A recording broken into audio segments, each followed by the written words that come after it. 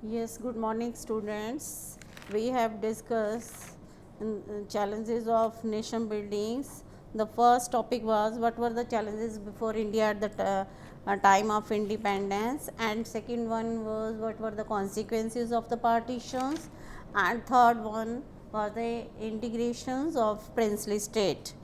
Now we will discuss the accessions of Hyderabad and the accession of Manipur कि सबसे पहले जो प्रिंसली स्टेट्स थी, मोस्टली जो प्रिंसली स्टेट्स थी उन्होंने जो था एक एग्रीमेंट, एक डॉक्यूमेंट साइन किया था जिसको कि इन्होंने इंस्ट्रूमेंट एक्सेक्शंस का नाम दिया गया। बट जो princely state of Hyderabad, Kashmir, Manipur and Junagadh जो थी ये proved more difficult.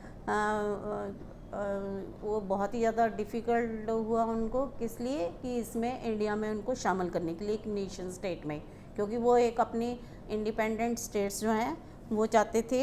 Accession of Hyderabad, Hyderabad, the largest of the princely state, was surrounded entirely by the Indian territory. Some part of the old Hyderabad state are today the part of Maharashtra, Karnataka and Andhra Pradesh. Its rulers carried the title Nizams and he was one of the world's richest men. The Nizam wanted an independent status for Hyderabad. He entered into what was called the Standstill Agreement within India in November 1947 for a year, while the negotiation between the Indian government were going on. कि इसमें जो था हैदराबाद जो था एक largest princely state थी जो कि इंडियन टेरिटरी के जो था सराउंडेड थी, और उसमें मेनली जो था उसमें हैदराबाद स्टेट जो है उसमें महाराष्ट्र, कर्नाटका एंड आंध्र प्रदेश थे, और उनके जो रूलर्स थे उनको निज़ाम्स कहा जाता था, और वो बहुत ही ज़्यादा रिचेस्ट पर्सन थे। और निज़ाम जो थे वो they wanted their own independent state, वो अपनी अलग से इंडिपेंडेंट स्टेट ही चाहते थे, वो इंडिया में शामिल होना नहीं चाहते थे। एंड उन्होंने फिर बाद में एक स्टैंड स्टिल एग्रीमेंट जो था उस पर इन नवंबर 1947 में साइन किया, और उसके लिए फॉर ईयर्स कि स्टैंड स्टिल एग्रीमेंट मीन्स कि उन्होंने ये किया कि उसको जो सिचुएशन है उसको एज इट इज़ ही रहेगी, और उसके लिए बाद में नेगोशिएशंस जो थी होती रही।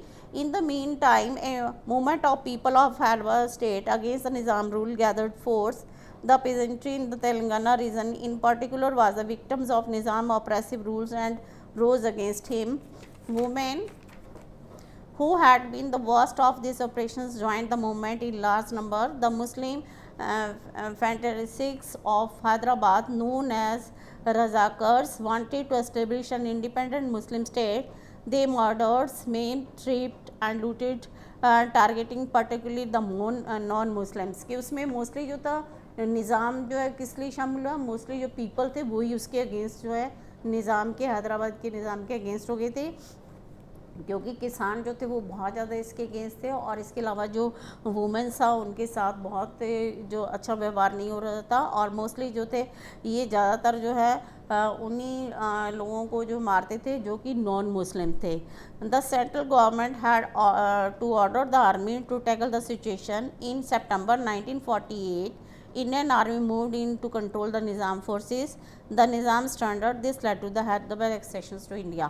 फिर जो सिचुएशन जो थी बहुत ज़्यादा ख़राब हो गई, तो उसकी वजह से जो था मोस्टली जो था इंडियन आर्मी जो था, गवर्नमेंट, सेंट्रल गवर्नमेंट ने इंडियन आर्मी को ऑर्डर किया कि इसमें जो एंटर करने के लिए और इसको सिचुएशन को टैकल करने के लिए। एंड इन 1948 सितंबर 1948 में जो Indians army moved in to control the Nizam forces and Nizam standard, तो ऐसे जो था वो हैदराबाद को इसमें शामिल कर लिया गया।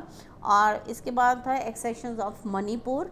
महाराजा Bodh Chandra Singh of Manipur a few days before independence signed the instrument of accessions on the assurance that internal autonomy of Manipur would be maintained. Because of public pressure, Maharaja Manipur had election in June 1948 कि उसमें जो महाराजा थे मणिपुर के, उन्होंने independence कुछ time पहले ही जो था उन्होंने एक एग्रीमेंट जो था साइन कर लिया था, डॉक्यूमेंट साइन करता है जिसको कि इंस्ट्रूमेंट ऑफ एक्सेशन कहा जाता है, कि उसके अकॉर्डिंग की जो ये प्रिंस हैं वो अपनी मर्जी से जो है इंडिया में शामिल हो रहे हैं।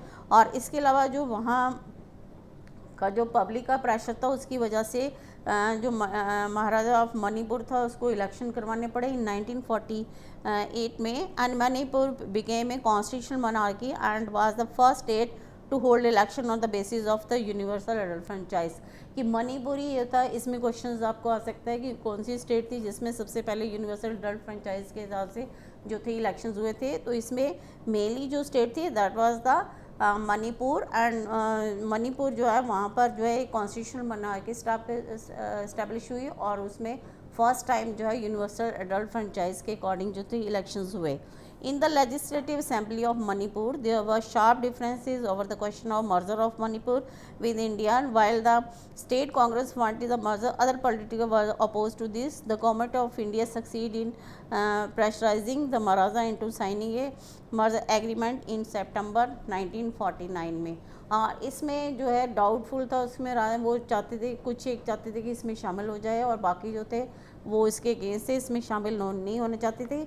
लेकिन जो था उन पे जो गवर्नमेंट ऑफ इंडिया जो सक्सीड हुई किसमें, प्रेशर्स डालने के लिए उनके ऊपर, और एंड में जो था उन्होंने एग्रीमेंट साइन किया इन 1948 में सितंबर में, और इस मणिपुर भी जो है इंडियन जो नेशन था उसमें इस्टेब्लिश हो गया। And third one is the accessions of Junagadh. The ruler of Junagadh desired to merge with Pakistan or wanted to remain independent. The ruler of Princess State was unsuccessful trying to ignore the feeling of the people. कि जो ruler of Junagadh था वो उसकी एक ही इच्छा थी, या तो वो पाकिस्तान में शामिल होना चाहता था या वो जो है ही वांटेड टू रिमेन इंडिपेंडेंट, या वो अपना आज़ाद रहना चाहता था, और या उसके मेन पर्पस था कि पाकिस्तान में शामिल हो जाए। पर वहाँ के जो थे वो उसने वहाँ की जो है फीलिंग्स ऑफ द पीपल उसने इग्नोर किया वहाँ के लोगों की। और the ruler of the most of state signed a document called the instrument of accession which mean that their state agreed to become a part of Union of India.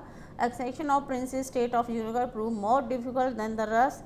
The issue of Junagadh was resolved because of the people, because they wanted to join India. इसमें जो था mostly जो है जो वहाँ का जूनागढ़ के थे वो शामिल नहीं होना चाहते थे। They wanted to join Pakistan और रिमेन्ड इंडिपेंडेंट, कि या तो वो पाकिस्तान में ज्वाइन होना चाहते थे या वो रिमेन्ड इंडिपेंडेंट होना चाहते थे। पर वहाँ की जो पब्लिक थी वो जो थे all the people of that state wanted to join India. जहाँ वहाँ के जितने भी लोग थे वो इंडिया में ज्वाइन करना चाहते थे। इसलिए जो था वहाँ की जो जूनागढ़ था उसको जूनागढ़ के राजा को जो थी ये अपने मजबूरी में लोगों की वजह से उसमें इंडिया में शामिल होना पड़ा। Thank you.